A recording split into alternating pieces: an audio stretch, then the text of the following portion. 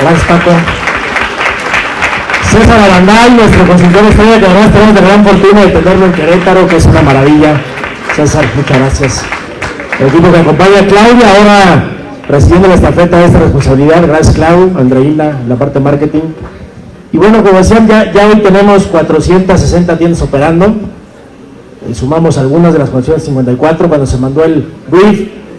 Y bueno, la verdad es que hace 4 años empezamos a franquiciar, teníamos como 350, y cuando creíamos que ya habíamos entendido el negocio y dijimos ahora es momento de franquiciar, pues decidimos franquiciarlo y nos dimos cuenta que todavía nos falta mucho por entender. Es la realidad, porque el negocio franquiciado realmente es un nuevo negocio que hay que cuidar mucho. Pero bueno, gracias a todos, buenas noches.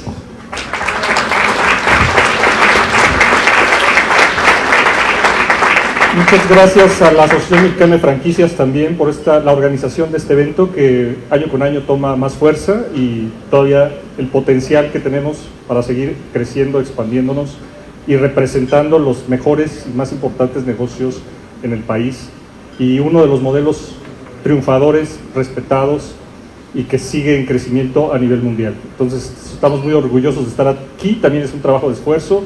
A nosotros, como dijo un colega, nos toca recibir los aplausos, pero detrás de esto hay mucho trabajo de todo el equipo operativo de la empresa. Muchas gracias a todos por estar aquí, muchas gracias por su apoyo.